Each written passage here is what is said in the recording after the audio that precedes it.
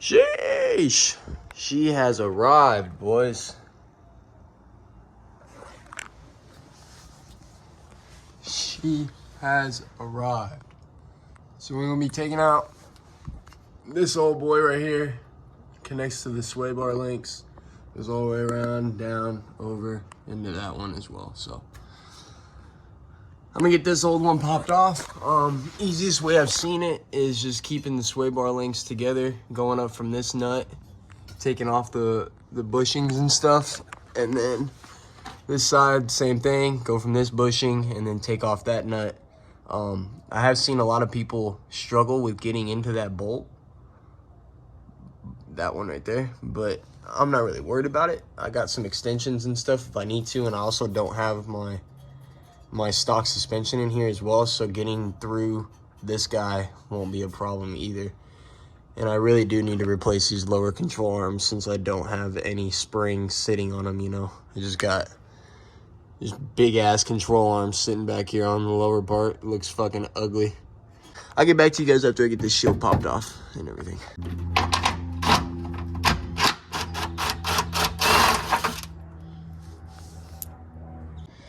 All right, well, I pulled off the pan that was right here, and it's not my differential axle leaking.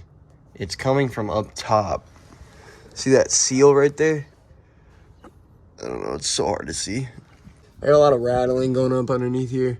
I feel like it's just my Y pipe because those have been smashed down so many times.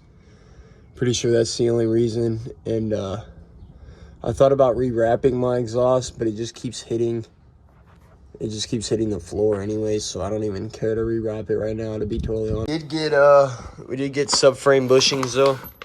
So I do have these come in from WhiteLine. I know they're a pretty big brand. Some people don't like to use them and some people do. It's just kind of a preference.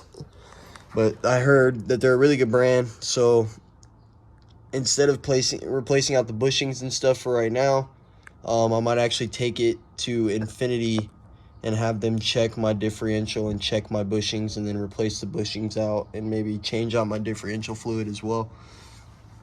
But for right now, we're here to talk about the sway bar, not anything else. So let's get this sway bar put in. I'll show you guys kind of what I'm doing as I go. But other than that, we're going to get this in.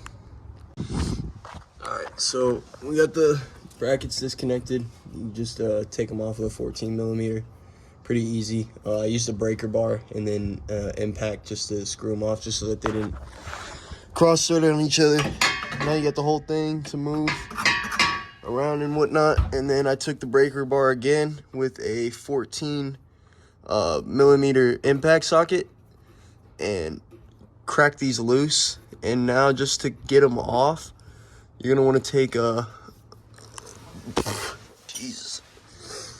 You're gonna want to take a 14 millimeter box end wrench and take the open side and hold it on that side in order to take the nut off, or else it'll just sit here.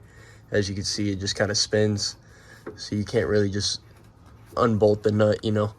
So I'm gonna crack these off, and I am using a 1/2 inch, just a small little impact. Most people have huge impacts, but this brushless one has done me pretty damn well. It's just a little 20 volt 2-ah DeWalt drill, and then I got a big ass 1/2 inch breaker bar right here just from Harbor Freight, and then a 14 millimeter socket as well.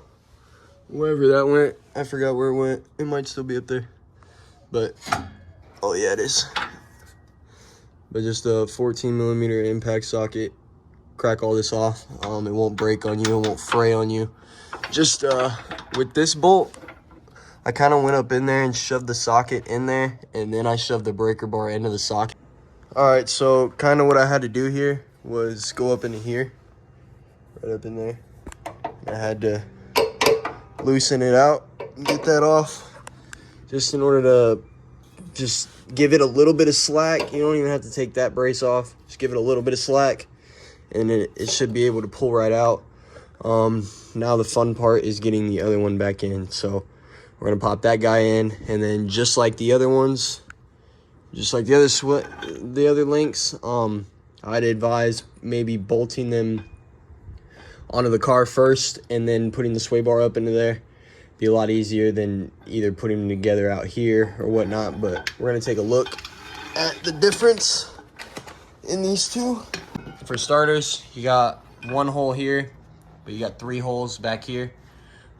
Super nice, super intelligent on how they do it. It kind of runs from like soft, medium, hard kind of deal. So hard's in the front, medium kind of streetwear is in the middle, and then if you want to get rid of your excess overturn steer, then you want to put it on the back.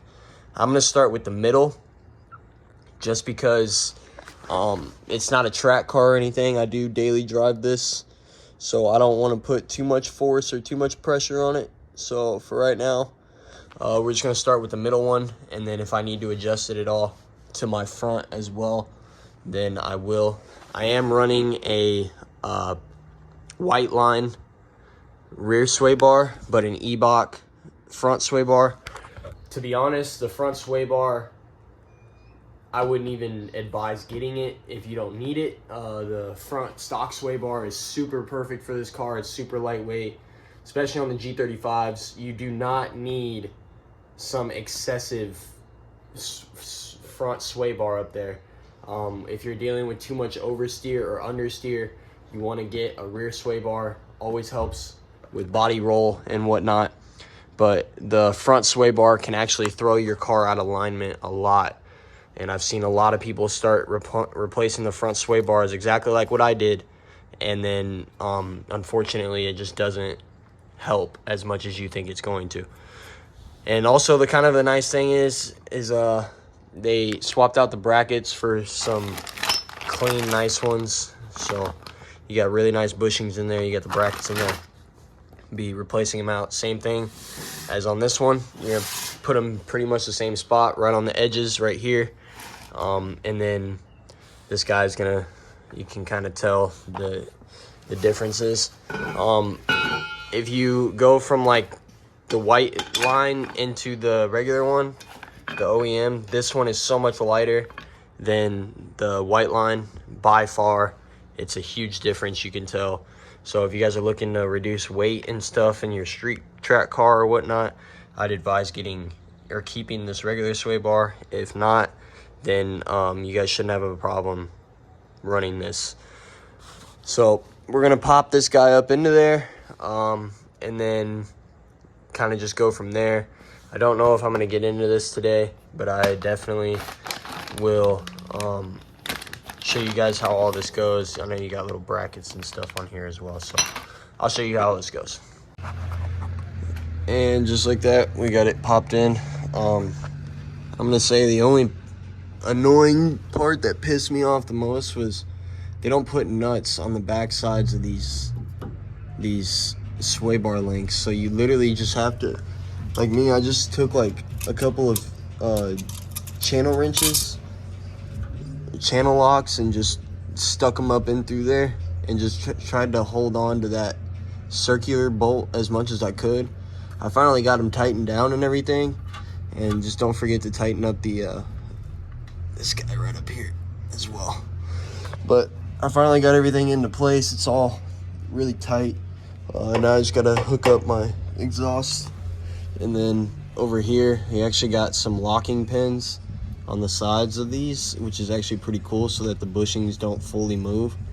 And then as far as over here, I stuck them into the middle one, like I told you guys, stuck them into the middle one just because I'm not using it for track purposes or anything like that. Just kind of a daily driver, get rid of the body roll and help stabilize the rear. Other than that, I'm gonna keep an eye on this fucking differential that's leaking. Apparently I am gonna need probably just a whole differential kit rebuild, since I got this whole entire bushing cracking. That's all the way through. It's all cracked out and shit, and then all the fluid up there is just leaking from somewhere. I don't know where. It's not coming from inside this bushing, which is really good, but it is coming from up there. So I don't know where that's coming from or what is even up there, because I thought it was my trunk that was right above that, but I could be wrong. Anyways, I'm gonna pop that in, and then I'm gonna jack the car down, take it out for a little test drive, make sure that everything feels good, sounds good, looks good. So we'll get there.